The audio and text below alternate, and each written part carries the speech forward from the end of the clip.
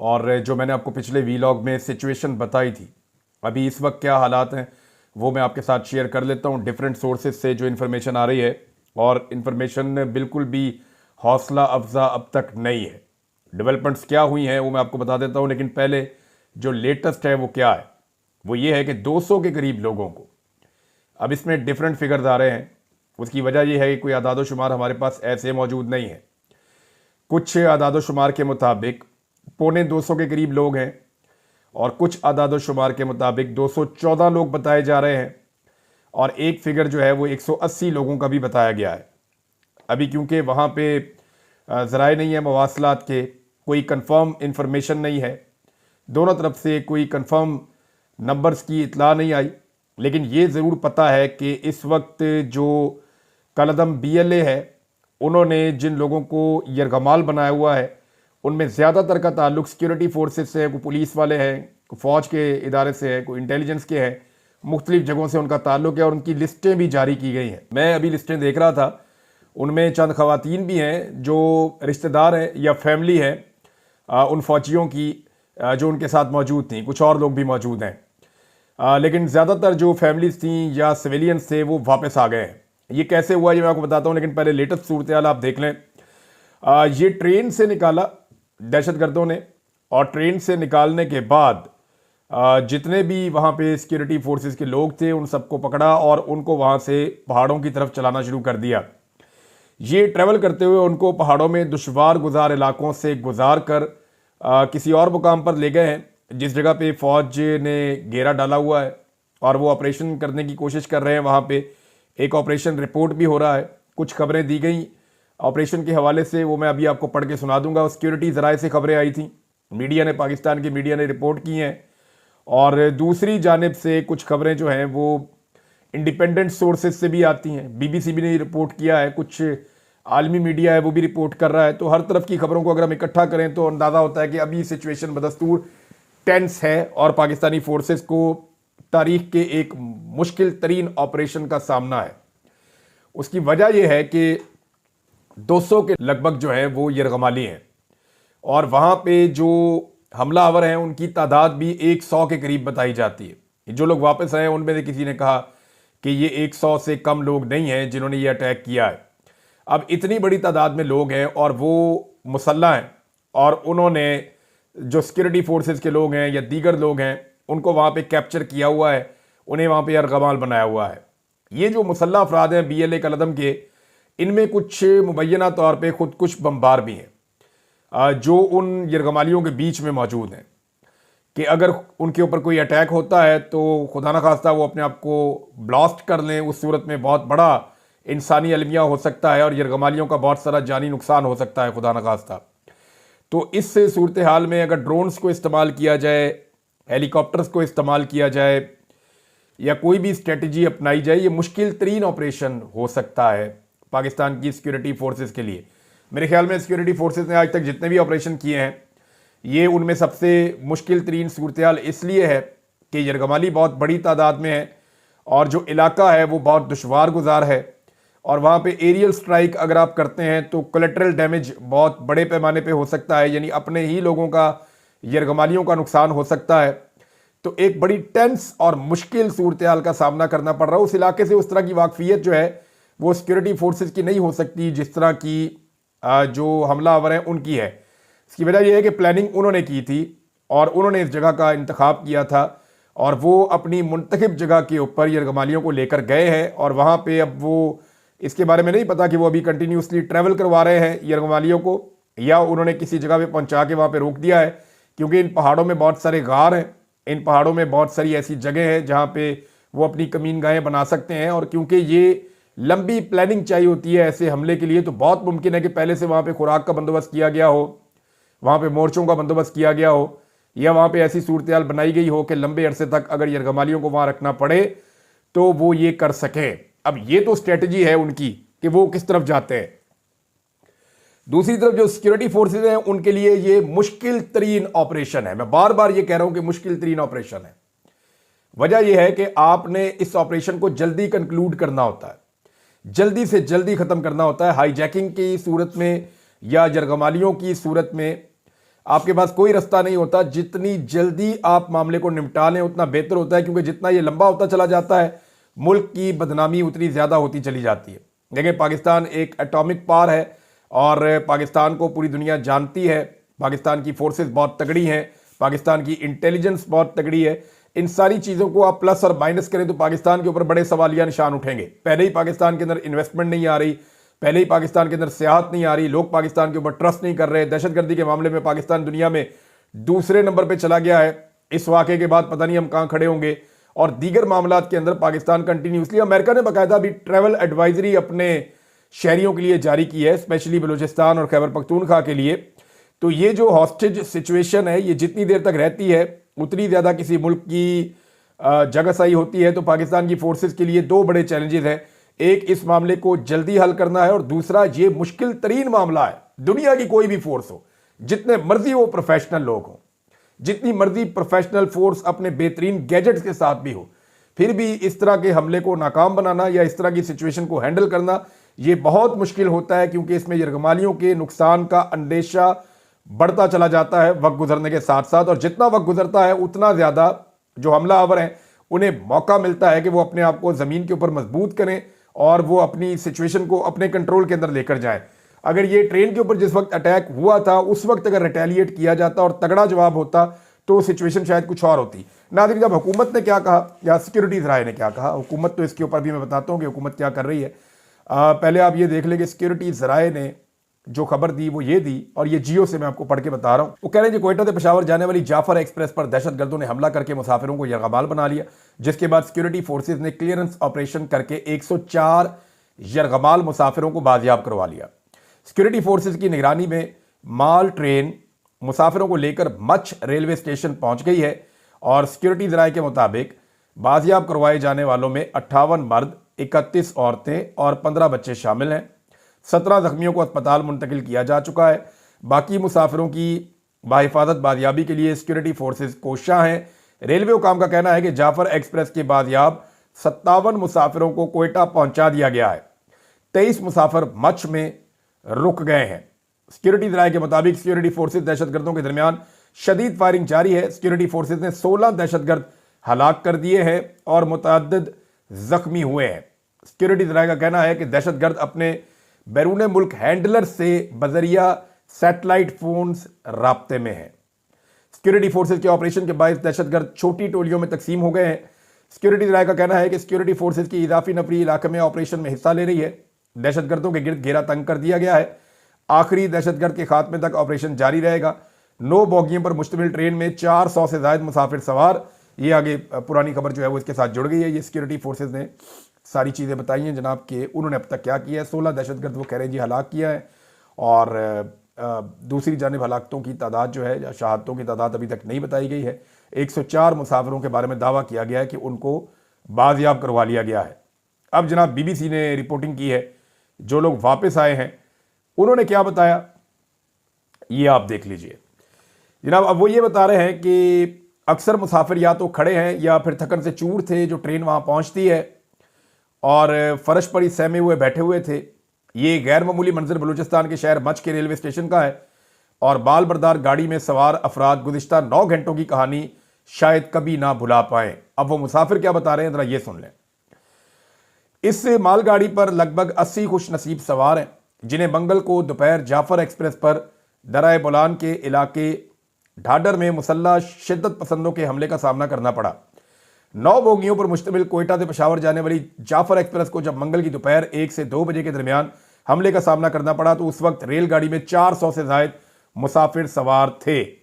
अब जो लोग वहाँ से आए हैं, जो निकल कर आए हैं, जिनके बारे में ये दावा किया जा रहा है कि ये लोग जो हैं वो बचकर आ गए हैं, तो BLA ने तो इसकी जिम्मेदारी कबूल की है।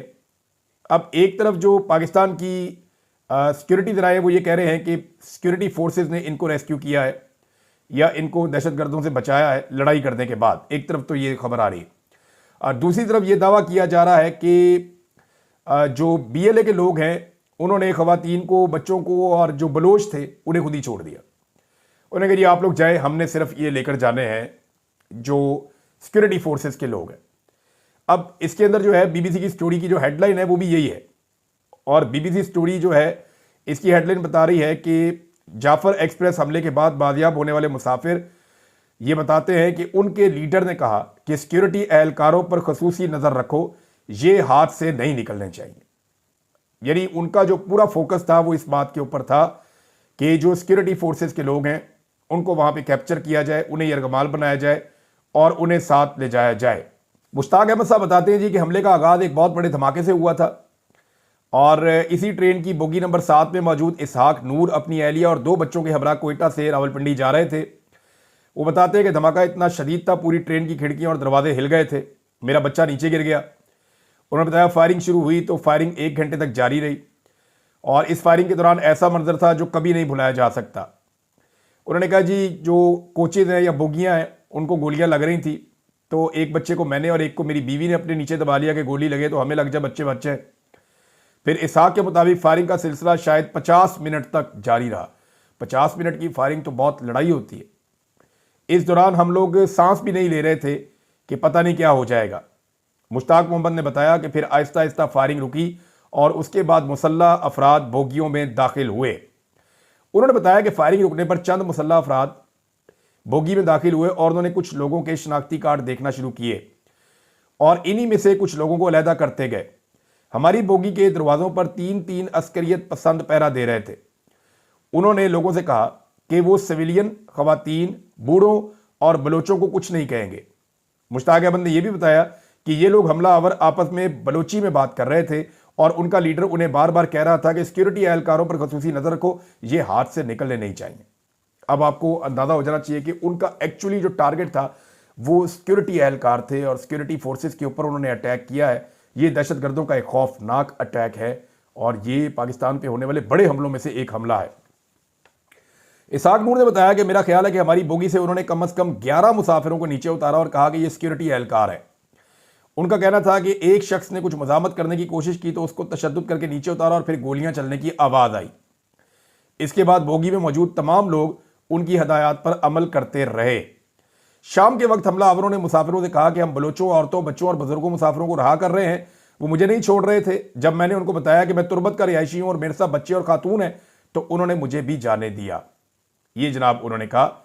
और फिर बाद में उन्होंने बताया कि जी हम पैदल चलते चलते बहुत दूर तक पहुंचे और नीड स्टेशन पे हम पहुंचे और फिर वो बताते हैं कि हम लोग बहुत फंस गए थे। कुछ लोग जो बुजुर्ग हैं वो चल नहीं पा रहे थे, उनको कंधों पे उठाना पड़ा, बच्चों को उठाकर हम आ रहे थे, पत्थरों के ऊपर से गुजर रहे थे। वो बड़ा दुश्वार गुजार इलाका है। कुछ लोग ट्रेन के ऊपर बैठ के पहुंचे, बाद में आगे से उनको रेस्क्यू किया गया है। तो रेस्क्यू फिर बाद में उनको FC एहलकारों ने किया, फौज ने रेस्क्यू किया, क्योंकि ये लोग बड़े लुटे पटे थे, इनके हालात बहुत पतले थे, भूख प्यास का आलम था। बेशतर लोग जो है वो रोज़े के साथ थे और वो ट्रेन में सफ़र कर रहे थे और उन्होंने बड़े खौफनाक मनाजिर देखे थे, हवास भागता थे, डरे हुए थे, दहशत ज़दा थे। तो उन लोगों को फिर वो जब सिक्योरिटी फोर्सेस को मिले तो उन्होंने रेस्क्यू किया और पहुंचाया। अब ये कोयटा के अंदर बातचीत हुई है, दीगर जगहों पे बातचीत हुई है, मच्छ स्टेशन के ऊपर बातचीत हुई है। तो हर जगह के ऊपर जो है वो लोग आवाज़ उठा रहे हैं। जो लवाकिन हैं, जिन लोगों को उठाकर ले गए दहशतगर्द, वो पहुंचे और उन्होंने एहतजाज शुरू कर दिया। मोहसिन नकवी के ऊपर बहुत एहतजाज किया। उन्होंने कहा जी वो तो कहता था कि जी एक SHO की बाहर है दहशतगर्द, तो किधर है वो, खुद सामने क्यों नहीं आता। सरफराज बुगटी के ऊपर बहुत तनकीद की गई कि खुद बहुत बड़ी बड़ी सिक्योरिटी लेकर वो घूमते हैं, लेकिन आम पाकिस्तानियों को जो है वो उन्होंने बेयारो मददगार छोड़ा हुआ है। तो इस वक्त हुकूमत के ऊपर बहुत तनकीद हो रही है। ये मैंने आपको दोनों तरफ की जो स्टोरी है वो बता दी है कि सिक्योरिटी ज़राए क्या कह रहे हैं और दूसरी जानिब जो ज़राए हैं वो BBC को क्या बता रहे हैं, जो लोग वहाँ से बाजियाब होकर आए हैं या वो लोग जिनको छोड़ दिया दहशतगर्दों ने। अब जनाब 3 किस्म के बयानियाँ इस वक्त हम पाकिस्तान में देख रहे हैं। एक बयानिया दहशतगर्दों का है। हैरत अंगेज तौर पे सोशल मीडिया पे ये जो BLA के लोग हैं इनके अकाउंट्स तो मौजूद हैं और इनकी इंफॉर्मेशन आ रही है। इंडियन मीडिया इसको रिपोर्ट कर रहा है, बैनुल-अक़वामी मीडिया इसको रिपोर्ट कर रहा है। पाकिस्तानी मीडिया को इजाज़त नहीं है मेरे ख्याल में रिपोर्ट करने की। बहुत थोड़ा सा पाकिस्तान के मीडिया ने इसको रिपोर्ट किया है। खुलकर पाकिस्तान का मीडिया इसके ऊपर मैराथन ट्रांसमिशंस नहीं कर रहा जैसे कि पाकिस्तान का मीडिया माजी में करता रहा है। और उसकी वजह यही हो सकती है कि पाकिस्तान के मीडिया को, कंट्रोल्ड मीडिया पाकिस्तान का, उसको शायद मना किया गया है कि इसको डाउन प्ले करना है, इस मामले को ज़्यादा उठाना नहीं है। लेकिन इसका नुकसान ये हो रहा है कि ओवरसीज़ पाकिस्तानियों के लिए या पूरी दुनिया के लिए जो सोर्स ऑफ इंफॉर्मेशन है फिर वो इंडियन मीडिया बन जाता है। और इंडियन मीडिया को लोग देख रहे हैं तो वो जो रिपोर्टिंग कर रहे हैं वो other side of the story भी बता रहे हैं। यानी वो ये बता रहे हैं कि जनाब उधर से जो हमलावर हैं वो क्या कहते हैं, उनका मौक़िफ़ क्या है और वो क्या बता रहे हैं, तो वो वहाँ से स्टोरी लेकर बता रहे हैं। तो जब पाकिस्तान के मीडिया को मना किया गया है तो वन साइडेड स्टोरी ज़्यादातर वो वाली जा रही है इंटरनेशनल लेवल के ऊपर जो स्टोरी हमलावरों की तरफ से आ रही है।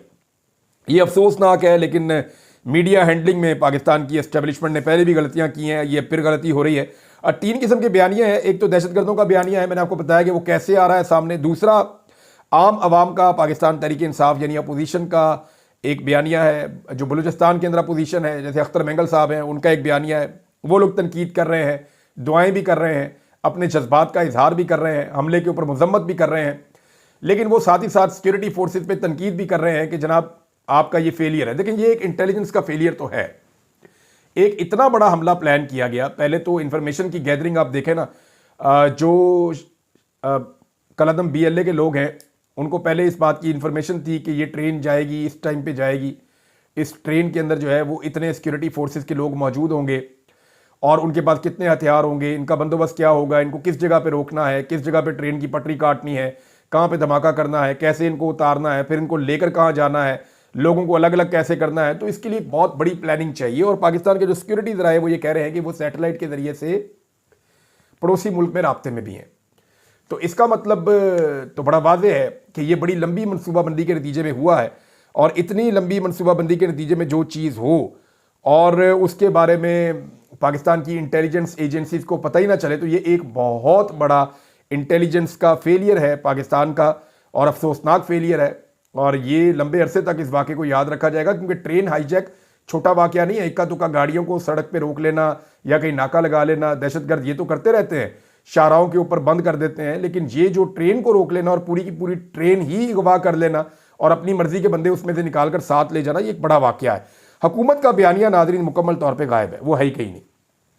तीसरा बयानिया हुकूमत का होना चाहिए था ना। यानी मैं हुकूमती वज़रा के ट्वीट्स देख रहा था, चाहे वो पंजाब हुकूमत है, चाहे वो फेडरल गवर्नमेंट है, चाहे वो इंफॉर्मेशन मिनिस्टर है, चाहे वो वज़ीर दिफा है, ये सारे लोग पाकिस्तान तहरीक इंसाफ के खिलाफ ट्वीट कर रहे हैं। हालांकि इस वक्त उनको ट्वीट करने हैं दहशतगर्दों के खिलाफ। इस वक्त फ्रंट फुट पे आना चाहिए था पाकिस्तान की गवर्नमेंट को और सिक्योरिटी फोर्सेस को, और जो जरगमाली हैं उनको और उनके खानदानों को ये बताना चाहिए था कि हम आपके शाना बशाना और आपके साथ खड़े हैं और हमें कंसर्न है इस मामले के ऊपर और हम पूरा जोर लगा रहे हैं, पूरी रियासत आपके साथ खड़ी है। लेकिन बदकिस्मती से हुकूमत बिल्कुल खामोश है। और हुकूमत की जानिब से हम जो भी ट्वीट देखते हैं या जो भी चीज़ देखते हैं उसमें पाकिस्तान तहरीक इंसाफ को टारगेट किया जा रहा होता है। यानी सियासतदान ये कोशिश कर रहे हैं कि इसमें भी पॉइंट स्कोरिंग कर लें। ख़ासतौर पर जो हुकूमत है या हुकूमती सियासतदान है वो पाकिस्तान तहरीक इंसाफ को BLA के साथ, TTP के साथ जोड़ने की कोशिश कर रहे हैं। और ऐसा कहा भी, सेनेटर अफनानुल्लाह खान साहब ने ऐसी बात कही भी। हालांकि सियासतदान इस तरह की हरकतें करके अपनी स्पेस लूज कर रहे हैं। यानी माजी में लापता अफराद के हवाले से या बलूचिस्तान के हकूक़ के हवाले से मरियम नवाज़, बिलावल और नवाज शरीफ ये सारे बातें करते रहे हैं, ये फ्यूचर में भी करेंगे जब अपोजिशन में चले जाएंगे। तो ये कोई गद्दारी तो नहीं है, ये कोई बगावत तो नहीं है, ये एक ऐसा मौका था जब हुकूमत को फ्रंट फुट पे आकर सिक्योरिटी फोर्सेज के साथ खड़े होना चाहिए था। लेकिन हुकूमत ने क्या किया कि बजाय वो फ्रंट फुट पे आके सिक्योरिटी फोर्सेज के साथ खड़े हों, उन्होंने एक अजीबोगरीब खामोशी इख्तियार कर ली। आपको वज़ीर दाखिला नजर नहीं आ रहे, बल्कि दाखिला की वजारत के अंदर जो तीनों लोग हैं, चाहे वो खटक साहब हैं, चाहे वो तलाल चौधरी है, चाहे वो मोहसिन नकवी है, तीनों नजर नहीं आ रहे। मोहसिन नकवी साहब जब दाखिला के अंदर कोई नाकामी होती है तो वो चेयरमैन PCB बन जाते हैं, उसके पीछे छुप जाते हैं जाके। जब क्रिकेट के अंदर नाकामी होती है तो वो वज़ीर दाखिला बन जाते हैं, इसके ऊपर छुप जाते हैं आके। उनकी तो वक्री मौजें लगी हुई हैं ताल्लुकात की बुनियाद के ऊपर, और पाकिस्तान जल रहा है और ये लोग बिल्कुल खामोश हैं। इन्हें चाहिए था हुकूमत को कि फ्रंट फुट पे आते, फौरी तौर के ऊपर जो है वो एक कौमी बयानिया सामने लेकर आते, कौमी सलामती कमेटी का हंगामी इजलास बुला लेते, बलूचिस्तान की और वफाकी काबीना की मीटिंग बुला लेते, असम्बली के इजलास कॉल कर लिए जाते, हंगामी इजलास होते, आलमी और लोकल मीडिया को ब्रीफिंग दी जाती, वज़ीर आला, वज़ीर आज़म, वज़ीर दाखिला, वज़ीर दिफा, ये सब लोग फ्रंट फुट पर आकर फोर्सेस को ये इनको पैगाम देना चाहिए था कि हम आपके साथ खड़े हैं। इस मामले पे जो है वो इसको एक अपॉर्चुनिटी के तौर पे इन्होंने ले लिया कि जनाब इसमें भी पॉलिटिकल अपोनेंट जो है पाकिस्तान तहरीक इंसाफ को, उसको कुचल दिया जाए। इमरान खान साहब का भी एक स्टेटमेंट आया इस हवाले से लेकिन उससे पहले मैं आपको बताऊं कि रदी ताहिर साहब ने बताया कि कलअदम बीएलए ने मुतालबात सामने रख दिए और 48 घंटे की मोहलत देते हुए उन्होंने कहा कि जी लापता किए गए अफराद और बीएलए के गिरफ्तार कारकुनान को फौरी और गैर मशरूत तौर पर रिहा किया जाए। नाज़रीन, जी इमरान खान साहब का स्टेटमेंट है कि मुल्क में इस वक्त दहशतगर्दी अपने कदम दोबारा जमा चुकी है। हमारे दौर में मुल्क दहशतगर्दी पर काबू पाकर सियाहत के फ़रोग की जानिब गामजन हो चुका था। ग्लोबल टेररिज्म इंडेक्स में पाकिस्तान की रैंकिंग 4 दर्जे बेहतर हुई थी, लेकिन रजीम चेंज ने इस सारे अमल को भी रिवर्स गियर लगा दिया है और अब बदकिस्मती से हम ग्लोबल टेररिज्म इंडेक्स में दोबारा दुनिया का दूसरा बदतरीन मुल्क बन गए हैं। अंदरूनी मामलात की तरह इस वक्त पाकिस्तान की खारजा पॉलिसी भी बदतरीन तरीके से चलाई जा रही है। अफगानिस्तान के साथ हमारी सरहद बहुत लंबी है, उनके साथ मामलात बातचीत के जरिए हल होने चाहिए थे। जब तक हमसाया ममालिक को लेकर हमारी खारजा पॉलिसी आज़ाद और खुद मुख्तार नहीं होगी, इस वक्त तक मुल्क में अमन नहीं आ सकता। फौजी ऑपरेशन कभी मसाइल का हल नहीं होते। बड़ी बड़ी जंगों का हल भी मुज़ाकरात और अमन व इस्तेहकाम की कोशिश से ही निकलता है। खुफिया इदारों का असल काम सरहदों का तहफ़्फ़ुज़ और दहशतगर्दी से बचाव है। अगर वो पॉलिटिकल इंजीनियरिंग और तहरीक इंसाफ को तोड़ने में लगे रहेंगे तो सरहदों का तहफ़्फ़ुज़ कौन करेगा? बलूचिस्तान में दहशतगर्दी पनप रही है और वहां के मसले का कोई सियासी हल नहीं निकाल रहा। बलूचिस्तान समेत मुल्क भर में जब तक अवामी एतमाद पर मुश्तमिल हुकूमत नहीं लाई जाएगी, इस्तेहकाम मुमकिन नहीं है। तो नादरीन, ये दहशतगर्दी के हवाले से जो इमरान खान साहब के फिक्रे या जुमले थे वो मैंने आपके सामने रखे। मुझे अख्तर मेंगल साहब का स्टेटमेंट भी आपको सुनाना है, उस पर मैं अपने वीलॉग का इख्तिताम करता हूँ। अख्तर मेंगल साहब ने कहा जी कि बलूचिस्तान का कोई ऐसा इलाका बाकी नहीं जहां हुकूमत ये दावा कर सके कि उसका कंट्रोल है। वो ये जंग हार चुके हैं, ये कहानी खत्म हो चुकी है।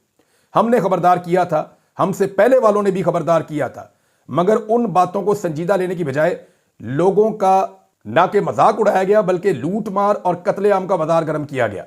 हर एक हुकूमत ने बलोच नस्लकुशी में अपना हिस्सा बराबर का डाला और यह वाहिद मसला था जिस पर तमाम इदारे और तमाम हुकूमतें एक पेज पर रही हैं और अपनी गलतियां तस्लीम करने की बजाय हमेशा की तरह इल्जाम किसी और पर लगाना तो इनका वतीरा रहा है। आज मैं इस मौके को इस्तेमाल करते हुए